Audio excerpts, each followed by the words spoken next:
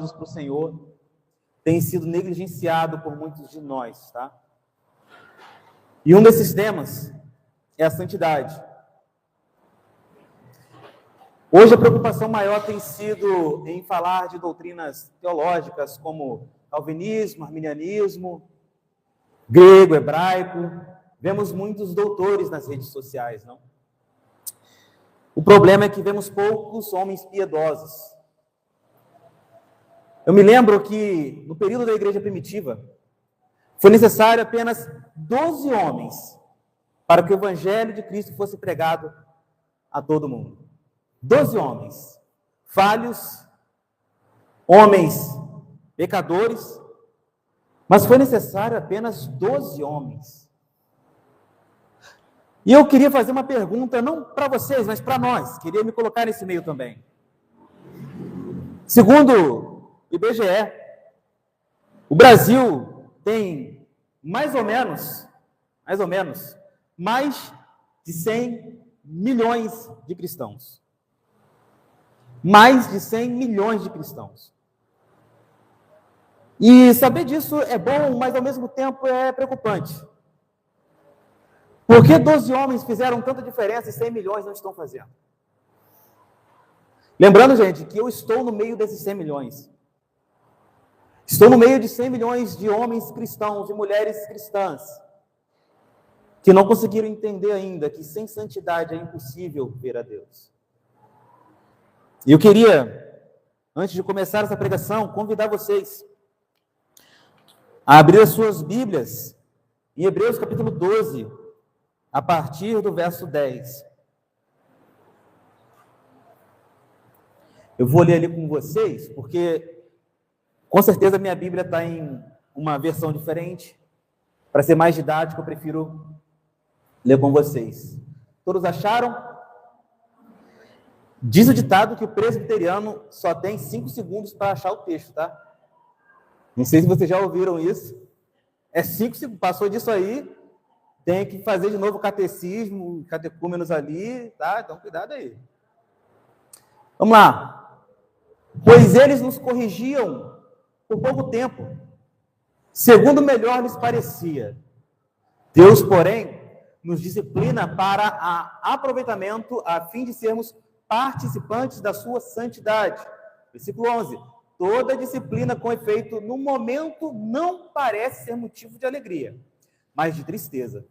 Ao depois, entretanto, produz fruto pacífico aos que têm sido por ela exercitados, frutos de justiça. Por isso, restabelecei as mãos descaídas e os joelhos trôpegos, e fazei caminhos retos para os pés, para que não se extravie o que é manco, antes seja curado. Segui a paz com todos e a santificação, sem a qual ninguém verá o Senhor. Atentando diligentemente, porque ninguém seja faltoso, separando-se da graça de Deus, nem haja alguma raiz de amargura que, brotando, vos perturbe, e por meio dela muitos sejam contaminados. Nem haja algum impuro ou profano, como foi Esaú, o qual por um repasto vendeu seu direito de primogenitura. Pois sabeis também que posteriormente, querendo herdar a bênção, foi rejeitado, pois não achou lugar de arrependimento, embora com lágrimas o tivesse buscado. Até aqui, até o verso 17. Bom, a palavra santidade, creio eu, é uma palavra que tem ganhado um sentido muito soberbo em nosso meio. Eu acho que hoje as pessoas acham que afirmar serem santas é uma afirmação muito soberba. É como se você dissesse, não posso ser santo porque santo só Jesus. Mas a Bíblia é repleta de textos aonde diz que nós devemos ser santos. O próprio texto de Levítico 19 vai dizer, sede santos, porque eu sou santo. E fica a pergunta na nossa mente, o que é então ser santo? Será que ser santo é apenas o fato de praticarmos o nosso devocional? Ou, ainda assim, eu acho errado me autodeclarar como um santo? Eu acho que nossa cultura é católica demais. Eu acho que a nossa cultura foi tão impregnada pelo conceito católico de santo, que nós não acreditamos nessa possibilidade de sermos santos. Mas para quem não sabe, a palavra santo quer dizer separado. Tanto no Antigo Testamento quanto no Novo, essa palavra está associada a um povo ou a alguém que se separa das coisas mundanas e das trevas para se relacionar com Deus. Então, quando falamos sobre ser santos, estamos falando sobre relacionamento, tá? Mas o que esse texto nos ensina, inicialmente? Lembrando que esse texto, ele começa num contexto onde as pessoas não estão entendendo o porquê Deus tem afligido elas com tantas doutrinas pesadas e com tantas admoestações. Por que os pagãos têm muito mais liberdade do que os filhos de Deus? Por que os pagãos têm muito mais prosperidade do que os filhos de Deus? Por que os filhos de Deus penam, sofrem e decaem mais do que os pagãos? São mais pobres do que os pagãos. Morrem mais do que os pagãos. Por que o povo de Deus tem esse destino? E o livro de Hebreus, na primeira parte do capítulo 12, antes de chegarmos aqui, o texto vai dizer que os filhos bastardos, o Senhor não se preocupa. O Senhor se preocupa com os filhos genuínos, com os herdeiros de Deus, com aqueles que receberam a marca de Cristo. São justamente esses que não podem escapar da admoestação de Deus. Quando eu afirmo, por exemplo, que a tua vara e o teu cajado me consolam, eu não estou falando que o carinho de Deus me consola. Eu estou falando que aquilo que é para machucar, a vara e o cajado, me consola ainda que me machuque. Me consola ainda que me fira. Me consola ainda que me faça sofrer. Por isso que nós não conseguimos entender porque o cristão ele tem que passar por tanto sofrimento. E a palavra de Deus é clara. Sabe como o Novo Testamento chama os santos de Deus? Mártir. Você sabe o que é mártir? Mártir é aquele que tem que morrer para defender aquilo que crê. O que a palavra está dizendo é que se você não estiver preparado para pagar o preço de sangue por aquilo que defende, você ainda não entendeu o evangelho genuíno. E é justamente isso que a palavra santidade quer nos mostrar. Entendendo esse contexto, entendendo que o escritor de Hebreus, que não sei quem é, muitos vão dizer que é Paulo, outros vão dizer que é Barnabé, mas essa discussão aí é uma discussão mais teológica, eu acho que esse não é o momento, até porque nenhum teólogo sabe também quem escreveu, mas o que eu sei foi que o Senhor inspirou. Agora, se foi Paulo, Barnabé, ou Hernandes Dias Lopes, não faz diferença, tá? O que importa foi o Espírito Santo que inspirou o texto. E quando chegamos no capítulo 10, a gente vê essa afirmação. Pois eles quem? Os pais terrenos nos corrigiam por pouco tempo, segundo o que lhes parecia bem. Deus, porém, nos educa para nosso bem, a fim de nos comunicar sua santidade. Primeira coisa que nós conseguimos entender nesse texto.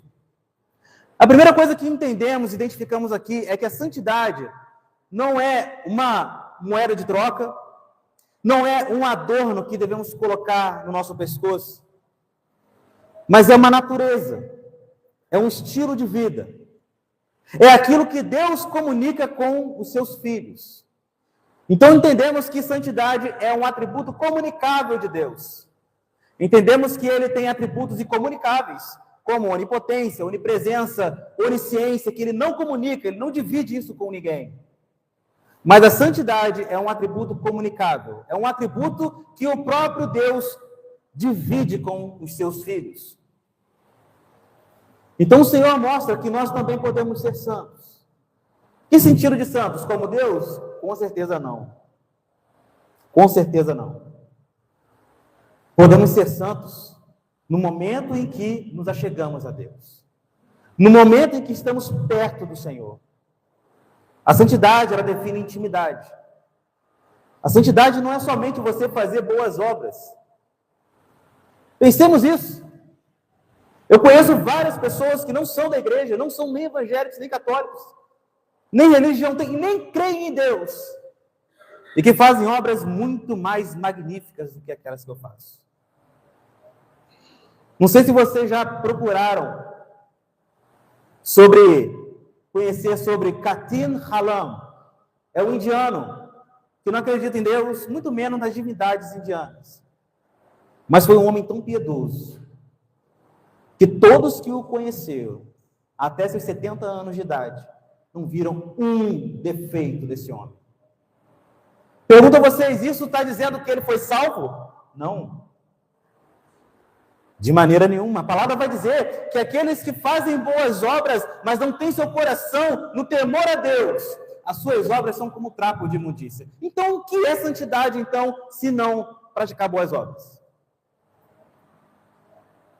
Santidade sempre foi sobre intimidade, relacionamento. Sobre você almejar ser como Deus. E não sobre ser como Deus, porque nós não seremos. Diz um grande pastor e pregador que a primeira característica de um santo é o nojo que ele tem do próprio pecado. Não é parar de pecar. Parar de pecar também é bom. Mas antes de parar de pecar, nós temos que ter nojo do nosso pecado. É a primeira característica de um santo. No verso 11, quem puder me acompanhar, verso 11, toda disciplina com efeito no momento não parece ser motivo de alegria, mas de tristeza. Ao depois, entretanto, produz fruto pacífico aos que têm sido por ela exercitados, fruto de justiça. Eu acho que todos nós já fomos corrigidos pelo nosso pai e pela nossa mãe. Corrigidos severamente, ou com palmadas, ou com chineladas. Todo tipo de correção sempre causa tristeza. Mas eu creio que a maioria das pessoas que estão aqui são adultas, pais, avós, filhos, vão olhar para si mesmo hoje e falar: o que eu sou hoje é fruto dos nãos que meu pai me deu. O que eu sou hoje é fruto dos nãos que minha mãe me deu. A força que tenho hoje é fruto da surra que um dia minha mãe deu, devido a um erro que eu cometi. Nós sabemos que na hora foi horrível. Eu nunca apanhei tanto na vida não, mas eu já apanhei uma vez na frente de um monte de gente, principalmente de uma menininha que eu gostava. Perdi toda a esperança de conquistar a menininha. Devia ter meus 12, 13 anos. Mas hoje eu vejo que muitas qualidades que eu aprendi é por causa das exortações que eu recebi. A maturidade nos traz isso. Verso 12.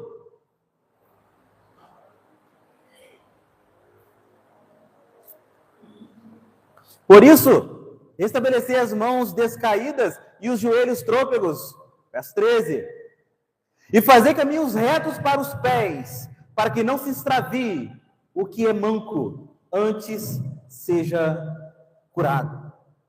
Segunda característica da santidade. A santidade, ela não é particular. Veja bem, a santidade, ela pode ser uma atribuição individual. Não é porque a esposa é santa que o marido vai ser. Não é porque o marido é santo que a esposa vai ser. No entanto, a santidade de alguém, ela deve atingir, impactar quem está à sua volta. Por isso que o texto vai dizer que nós devemos endireitar nossos pés, firmar nossas mãos, para que quem é manco esteja vindo atrás, endireite também os seus pés, seguindo as suas pegadas, seguindo aquilo que você faz. A santidade não pode ser no quarto em quatro paredes. O seu momento com Deus de intimidade é em quatro paredes, mas a sua santidade, se não for refletida, algo está errado. E posso ser honesto para vocês? Existe uma justificativa infernal para quem não tem capacidade de ser um homem santo ou uma mulher santa de Deus. Sabe qual é essa afirmação? O profeta não tem honra na própria casa. É bíblica, não é? É bíblica. Mas isso é uma desculpa esfarrapada para todo homem que não tem competência para se endireitar como marido e prefere afirmar que não consegue mostrar para a esposa que ele é um homem santo. Ele é tão incapaz de ser um homem genuinamente cristão que ele prefere dizer que a Bíblia dá respaldo para isso. O meu pai acha que eu sou falho, minha mãe acha que eu sou falho, a minha esposa também. Mas sabe por quê? Porque a palavra diz que o profeta não tem honra na própria casa. Não, meu irmão, é porque você não tem competência para se consertar diante de Deus. Nós não temos competência para entender que santidade pressupõe exemplo, pressupõe passos firmes. Não está falando sobre milagre, não. Não estou falando que um homem santo vai ressuscitar um morto ou levantar alguém da cadeira de rodas. Quando Salomão foi tomar o trono, quando Davi entregou o trono, o reino para Salomão, sabe qual foi o conselho que Davi deu para Salomão? Não foi, seja um grande rei, ou seja um grande sábio, ou seja um homem que faz milagres, ou seja um grande guerreiro. Não, ele disse, seja homem. Seja homem. Seja aquilo que Deus criou você para ser. Estamos muito preocupados com questões magníficas, extraordinárias. E estamos esquecendo que o nosso Deus nos santifica no ordinário, no comum, no dia a dia, sendo um marido melhor, um pai melhor, um filho obediente aos pais, alguém que acerta suas dívidas, um trabalhador honesto no seu trabalho. Santidade não é sobre milagre. Santidade é sobre pés firmes e mãos que não se resvalam perante o Senhor. Que nós possamos lembrar disso. Nós precisamos entender que a intimidade, a solitude entre nós e o Senhor é muito importante, mas ela precisa ser vista. Por que vocês acham que Elias, quando caminhava com o seu manto, as pessoas que não conheciam falavam assim, lá vai um grande santo homem de Deus? Por que vocês acham isso? Será que Elias sabia grego e hebraico? Será que Elias era calvinista ou arminiano? Será que Elias era batista ou presbiteriano? Elias era um santo homem de Deus. Era um homem que entendia que a intimidade precisava virar prática. O Espírito Santo precisava acender em seus corações, assim como deve acender no nosso. Verso 13, 14.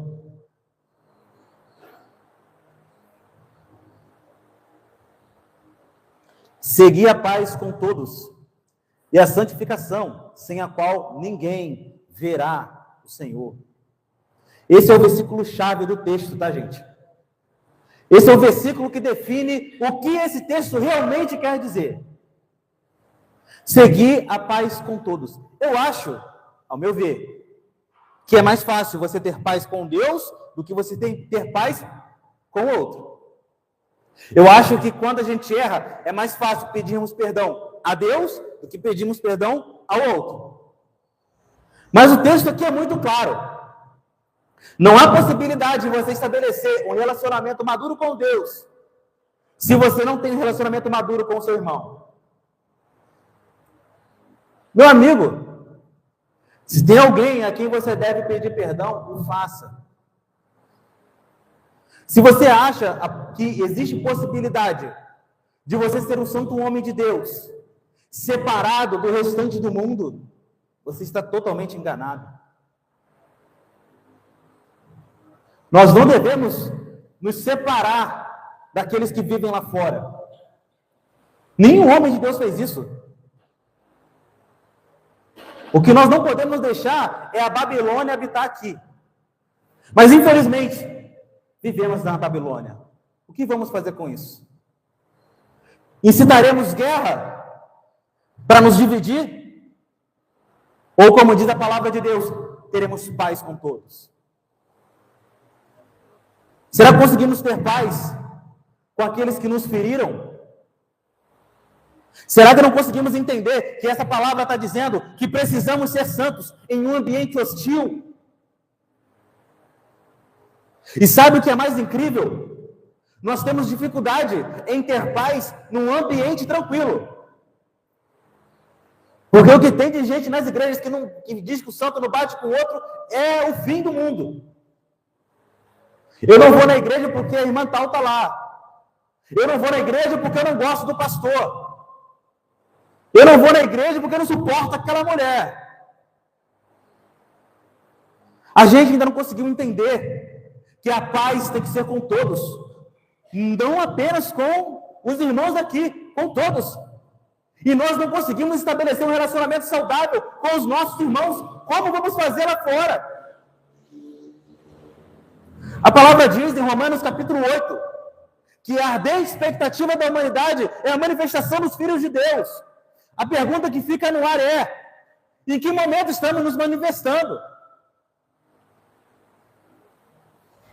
Gente, desculpa falar, dizermos que somos de direita e esquerda não é se posicionar, não. Ah, eu sou cristão, sou de direita. O problema é seu. E aí? Isso não é se posicionar. A santidade é muito além disso.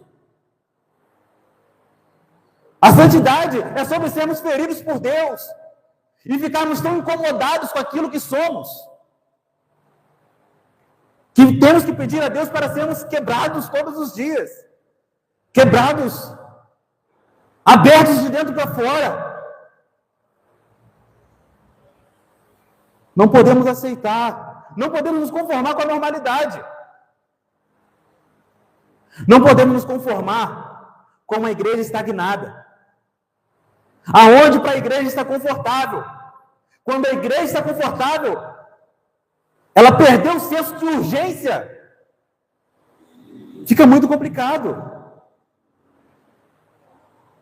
Os grandes profetas, os grandes apóstolos e o próprio Jesus falava: eis que logo venho. Pergunto a vocês, eu já fui em vários cultos aí para fora, várias pregações, eu estou com dificuldade de ouvir esse senso de urgência, dizendo que Jesus está voltando, e que não devemos ficar com preocupações periféricas, com quem faz ou deixa de fazer. E precisamos nos posicionar como homens e mulheres santas de Deus. Sabe por quê? Porque a revista Veja nos chama de povo gospel, mas a palavra de Deus nos chama de filhos. Filhos que precisam refletir a graça e o poder de Deus. E às vezes não conseguimos. Verso 15. Atentando diligentemente, porque ninguém seja faltoso, separando-se da graça de Deus, nem haja alguma raiz de amargura que, brotando, vos perturbe, e por meio dela muitos sejam contaminados. Meu povo, qual é a nossa maior expectativa? Vocês não precisam responder audivelmente, mas eu quero que vocês se questionem. Qual é a nossa maior expectativa? A minha é encontrar com Deus.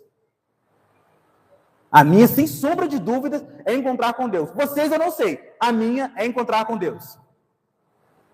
Só que só há uma maneira de encontrar com Deus, e a palavra está dizendo. Santidade é essa sem a qual ninguém verá o Senhor. Sabe para quem esse texto foi escrito? Para pagãos? Para ateus? Não. Para a igreja de Deus. A igreja de Deus não estava sendo santa. Ou pelo menos não estava preocupada em fazer. E a segunda pergunta que eu vou fazer para vocês, e vocês reflitam sobre isso, se possível a semana inteira. Se não houvesse céu, você ainda desejaria estar com Deus? Se não houvesse céu, se não houvesse um lugar pelo qual nós nos deleitaríamos e cearíamos pela eternidade, vocês, mesmo assim, buscariam ao Senhor e se santificariam? Porque eu falo para vocês, se o motivo pelo qual buscamos ao Senhor é porque no fim vamos receber um prêmio, em nada somos diferentes dos muçulmanos. Em nada. E vou falar para vocês, infelizmente, a expectativa de muitos, quando você pergunta por que você busca a Deus, qual é a resposta? Porque eu sei que na eternidade eu vou me deleitar com Ele. É por isso? Então você busca o Senhor porque no final das contas você vai ser beneficiado de alguma maneira.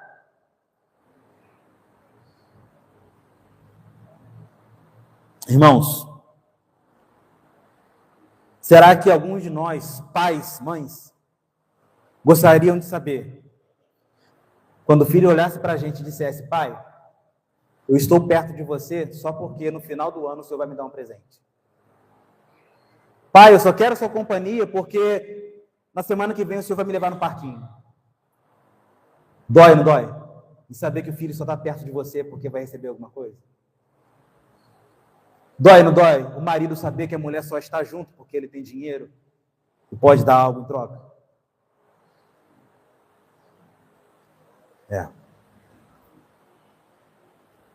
Eu almejo o Senhor, porque, independente de tudo, não há outro meio de viver. Não há outra maneira de receber essa graça, senão estando perto de Deus. Muitos daqueles que foram salvos, como Enoque, nem sabiam como era o céu. Ele simplesmente amava o Senhor, a ponto da Escritura dizer que ele foi trasladado porque andava com Deus. Que nós possamos ter esse senso de urgência e que possamos entender que quando o céu se torna o interesse pelo qual buscamos a Deus, o pecado jaz à porta. Que possamos ter isso em nossa mente. Próximo versículo 16. Nem haja algum impuro ou profano como foi Esaú, o qual por um repasto vendeu o seu direito de primogenitura. 17. Pois sabeis também que posteriormente, querendo herdar a bênção, foi rejeitado, pois não achou lugar de arrependimento, embora com lágrimas o tivesse buscado. Meus irmãos, eu me lembro, peço licença para contar uma breve experiência que eu tive. Eu me lembro que eu fui numa igreja renovada, não preciso falar a denominação, mas ela era renovada. Aonde, em um momento, todas as pessoas da igreja começaram a chorar, a prantear. E foi falado que aquilo era um momento de avivamento. Falo algo para vocês, meus irmãos. Chorar não é avivamento. O avivamento só é possível por dois caminhos. Primeiro caminho, palavra. Sem palavra não há avivamento. Há qualquer coisa, menos avivamento. Segundo caminho, frutos dignos de arrependimento. Quando não há fruto, é isso que está dizendo sobre Esaú. Esaú chorou, mas não chorou pelo arrependimento. Ele chorou pela consequência. Ele chorou porque perdeu o direito de primogenitura. Ele não chorou porque estava arrependido.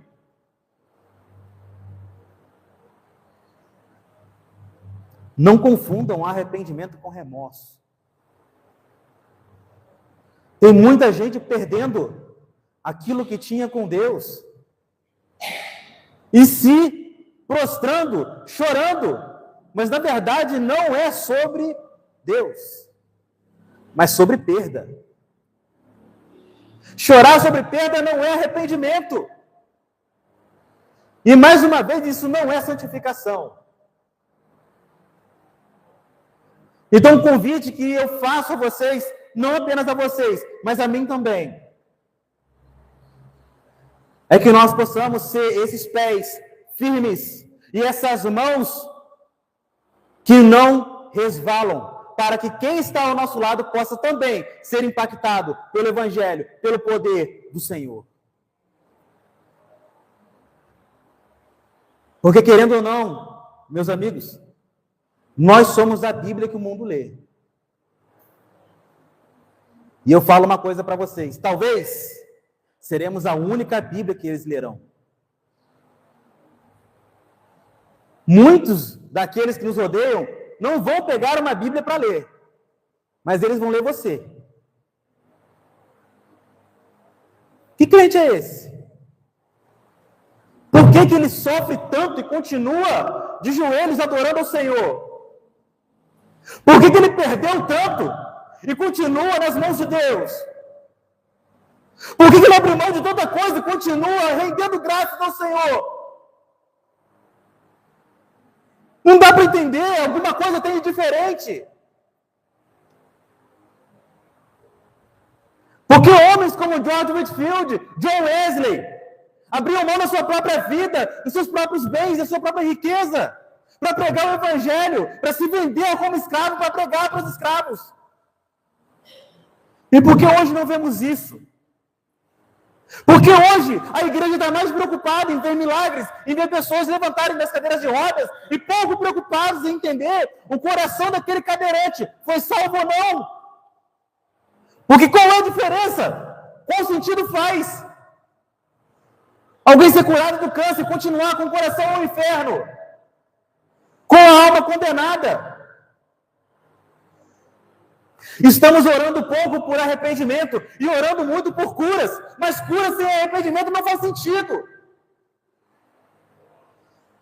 Estamos buscando o conhecimento, como Salomão dizia. Correr atrás do conhecimento é como correr atrás do vento, porque estamos preocupados com conhecimentos humanos. Esquecendo, então, da santidade de Deus, que deve ser refletida na minha vida, na sua vida. Santidade sem a qual ninguém verá o Senhor. E vou falar uma coisa para vocês, meus irmãos. Nenhum doutorado vai te ensinar a ser um homem santo, tá? Nenhum seminário de Harvard, Princeton, Cambridge vai te ensinar a ser um homem de Deus, tá? Sabe o que me fortaleceu? Sabe o que manteve meus pés sem resvalar? Vocês sabem o que teve que acontecer para isso? Perda, dor, luto.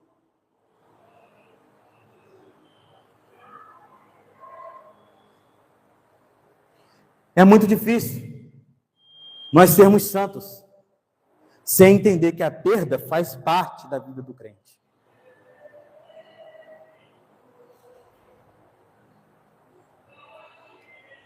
E essa pregação, gente, eu sei que é clichê falar isso, tá? Eu sei que muitos podem falar isso para vocês. Mas essa pregação, primeiramente, é para mim. Primeiramente é para mim. Ser um homem santo de Deus, separado para a sua glória, sempre foi um dos temas mais difíceis para a minha vida. Eu procurava crescer como um grande acadêmico, como um grande hebraísta, como um grande teólogo, mas eu não conseguia crescer em piedade. Eu não conseguia crescer como marido. Eu não conseguia crescer como um filho. Eu não conseguia crescer como um pai. Algo estava errado. Não sei sobre a vida de vocês. Só que o que Deus está ensinando para a sua igreja é que a nossa santidade precisa impactar vidas. Se a tua santidade é particular e não evangelística, não é santidade. É muito engraçado quando alguém se declara santo, mas ninguém consegue ver a mesma coisa. Não é estranho? O candango chega ali e fala, eu sou um santo homem de Deus, mas ninguém mais vê isso. Ninguém! O pai não vê, a mãe não vê, o pastor não vê. O cara não move uma palha para ajudar o crescimento da igreja e critica todo mundo. Ah, o pastor tem que mudar, o diácono tem que mudar. Ah, o diácono não traz água para mim direito, mas ele mesmo não faz. É muito complicado quando só alguém se vê como santo, não? Por isso, santidade particular não é santidade. E eu quero, meus irmãos, que vocês levem isso para a vida. Entregar panfleto não é evangelismo. Sinto muito dizer. Entregar panfleto, até um cachorro entrega bem treinado. Bota um panfleto na boca dele que ele vai entregar o panfleto. Tá? Entregar panfleto não é evangelismo. Evangelismo é sermos reflexos da santidade de Deus para aqueles que nos cercam. Alguém precisa ver Cristo em você. Alguém precisa ver Cristo em mim. Senão não faz sentido. Não faz sentido. E falo para vocês, os grandes evangelistas da história não construíram o seu chamado, o seu ministério, com base em pregações. Apesar da pregação ser importante. Porque a palavra vai dizer o quê?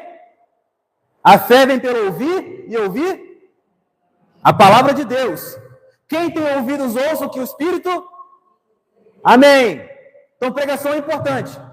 Mas os grandes homens de Deus conquistaram almas pelo exemplo. John Wesley, antes de ser considerado um grande pregador, ele é considerado o quê?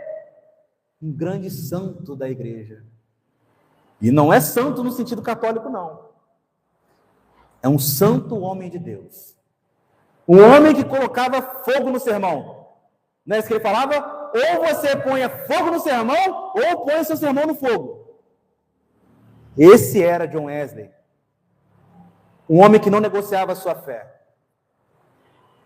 O homem que era visto por todos, até mesmo pelos ateus, como um grande homem. E a pergunta que eu faço a nós é: quantos de nós já ouviram isso a nosso respeito? Eu sei que é perigoso a gente ouvir isso e se soberbecer. Mas a pergunta é: quantos de nós já ouviram dizer: tu és um santo homem de Deus? Tu és uma santa mulher de Deus? Principalmente da nossa casa.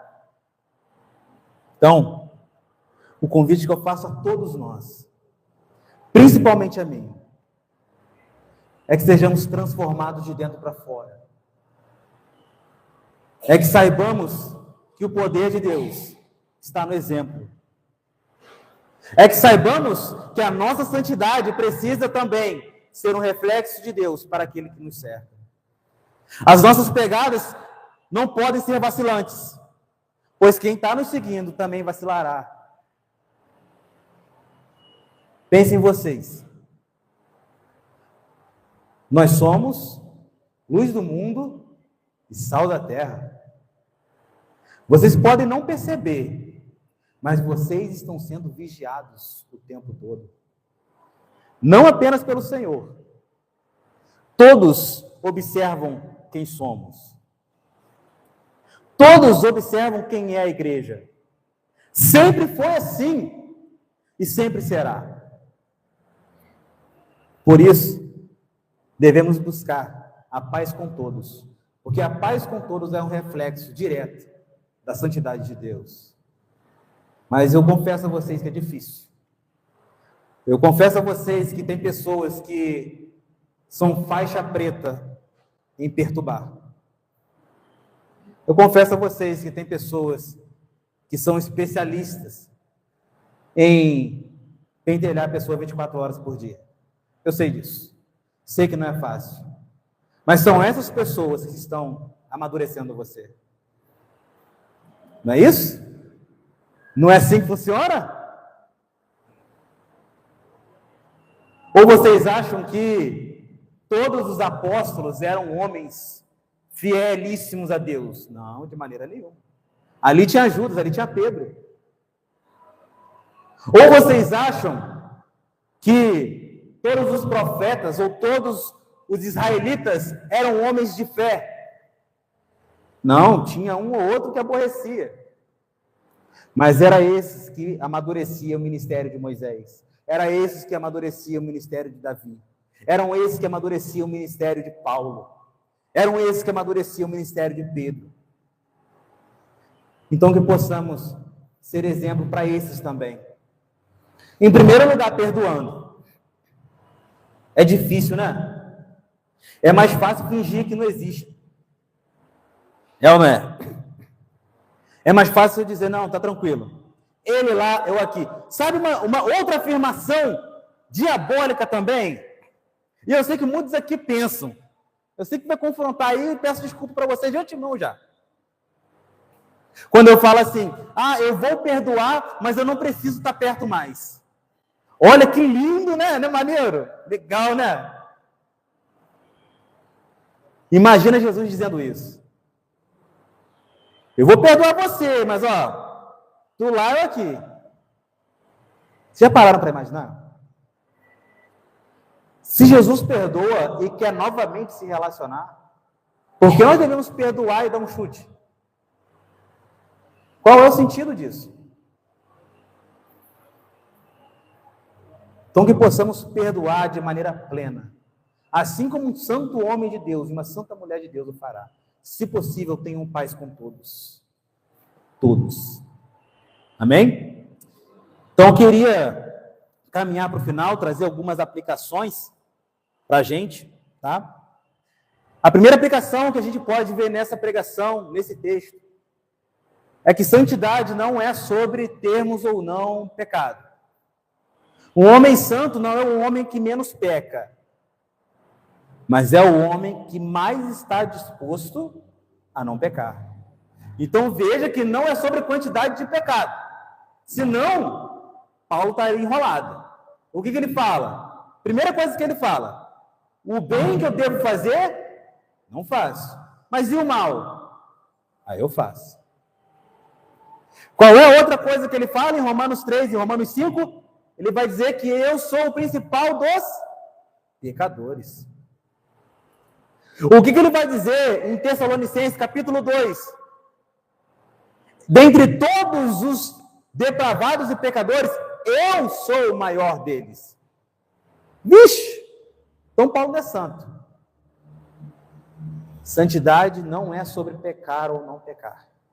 Santidade é sobre uma disposição e uma dependência total do Espírito sobre a sua vida. Não é sobre dizer eu peco mais ou peco menos, porque a partir do momento que você diz eu peco pouco, você já cometeu o pecado do orgulho e da soberba e da mentira. Aqui tu não pega pouco. 3 pecados numa afirmação só, já foi. Então o que temos que entender é que santidade pressupõe intimidade com Deus, relacionamento com Deus. Não é gostoso? O relacionamento não é gostoso? Às vezes é difícil. Olha aí minha esposa, 6 anos de casamento hoje. Vocês acham que é mil maravilha? Não é. Não é. Mas quando a gente está juntinho é bom? Quando a gente está juntinho é bom, olha lá. Pronto.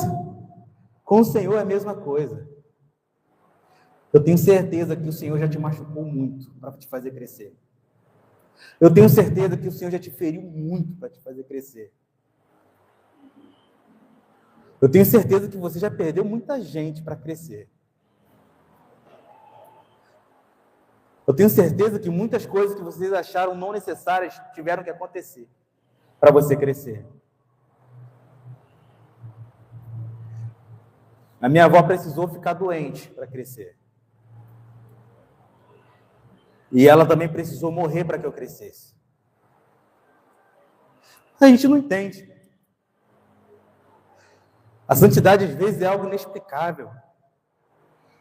Não dá para eu explicar para vocês por meio de linguística, teologia, mas uma coisa eu falo: todo joelho dobrado é um joelho que tem experiência com Deus. Todo quarto com a porta fechada, onde tem um homem e uma mulher de oração, é um lugar de experiência com Deus. E por mais que doa, por mais que você perda, e por mais que o Senhor te machuque, o ambiente onde há santidade é um ambiente que vai nos fortalecer a suportar todas essas coisas. E coisas piores virão. Coisas que nos ferem mais virão. Mas o Senhor não vai falhar. A palavra vai dizer que ainda que uma mãe se esqueça do seu filho, eu jamais me esquecerei de ti. A única certeza que temos, quando estamos sofrendo, quando estamos penando, é que o Senhor não nos abandona. Por isso, firmamos nossos pés,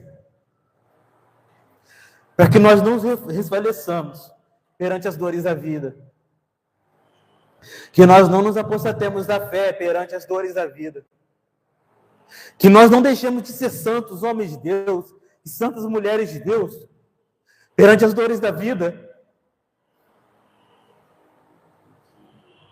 Essa pregação, meus irmãos, é uma convocação a não sermos apenas um povo gospel, mas sermos filhos de Deus, exércitos de Deus, guerreiros de Deus,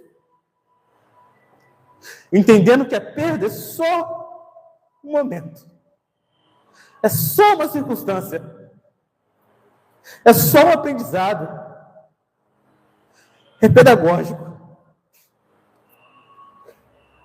Busquemos a santidade com o Senhor. É isso que eu queria falar para vocês nessa pregação de hoje. Agradecendo também a vocês por me ouvirem. E eu peço ao Senhor que fortaleça cada um de vocês e que produza no coração de vocês um senso de urgência, a ponto de vocês não conseguirem dormir sem buscar o Senhor. E eu oro nessa noite que o Senhor te incomode, te machuque, te fira, até você dobrar os joelhos e render graças a Ele. É isso que eu oro ao Senhor. Obrigado. Queria passar o microfone, eu não sei se vai ter algum aviso.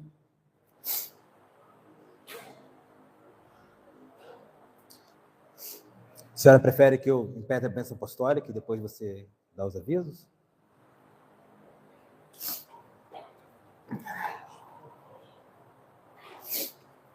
Nós queríamos que o irmão Paulo viesse até aqui, fizesse uma oração de agradecimento pelo mais um ano de casamento, convidar as poucas pessoas. Fala aqui, pastor.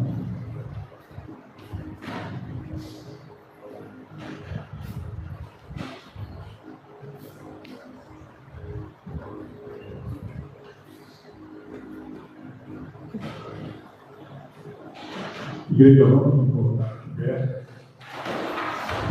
fazendo dessa oração de agradecimento a Deus pelo 6º ano de casamento.